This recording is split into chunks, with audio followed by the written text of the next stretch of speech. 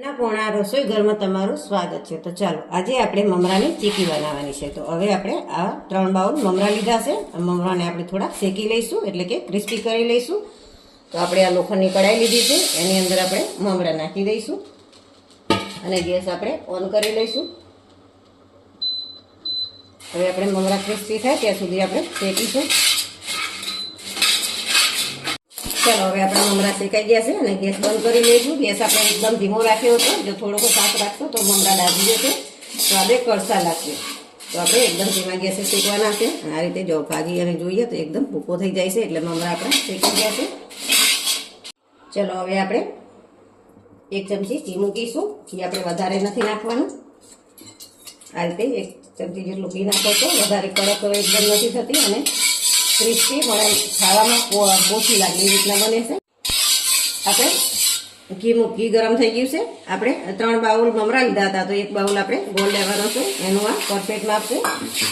અને હવે આપણે આનો પાયો કરી લઈશું।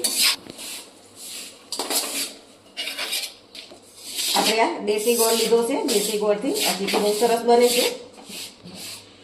જો કોલ્હાપુરી ગોળ આવે એ તમે લઈ શકો છો, પણ એમાં આપણે પાયો થોડોક વધારે કરવો પડે છે। ચલો જો આ રીતે આપણો પાયો સરસ થઈ ગયો છે। આપણે દેશી ગોળ લીધો છે એટલે એનાથી ફટાફટ પાયો થઈ જાય છે। હવે આપણે થોડો પાણીમાં નાખી અને આપણે જોઈ લઈશું। તો આ રીતે આપણે ઠંડુ પાણી લેવાનું છે અને આ રીતે આપણે જોઈ લેવાનું, જો વેરાતું નથી। અને આમ જોઈએ તો જો તરત જ એકદમ કડક થઈ ગયું છે।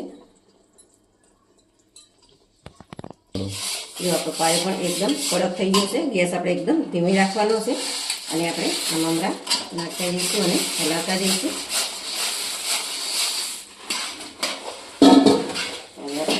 ફટાફટ હલાવીને ભેગા કરી દેવાના છે। જો આ રીતે આપણે બધી વસ્તુ મિક્સ સરસ થઈ ગઈ છે અને પાયો પણ એકદમ પરફેક્ટ હતો। હવે આપણે આના આ રીતે થાળી ગ્રીસ કરેલી છે તેલથી, એમાં નાખી દઈશું।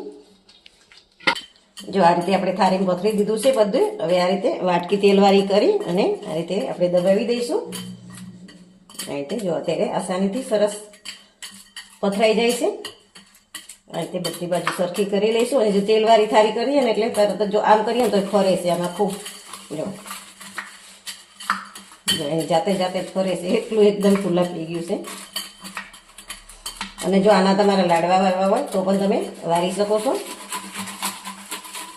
પણ આ રીતે આપણે હેલું પડે છે। લાડવા વાળતા પાણીવાળો હાથ કરવો પડે છે ને તો ડજાઈ જાય છે અને આ રીતે ખાવામાં પણ સારી મજા આવે છે। હવે આપણે આના કાપા પાડી દઈશું। કાપા આપણે જ્યારે ગરમ હોય ત્યારે જ પાડી લેવાના છે। જો ઠરી જશે પછી કાપા પાડશો તો કાપા સરખા નહીં પડે। આ રીતે આપણે બધામાં કાપા પાડી લઈશું। હવે આપણે આનો અડધી કલાક જેવું ઠરવા દઈશું। જો ઠળ્યું નથી તો પણ જો આખું એકદમ રોલ બહાર જ આવે છે।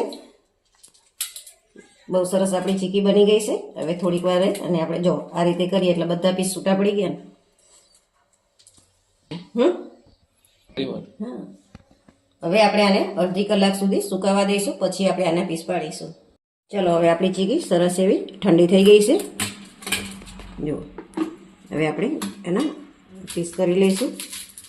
જે રીતે આપણે જો જે ચીરો કર્યો હતો ત્યાંથી જ આપણે સરસ એવા પીસ થઈ જાય છે।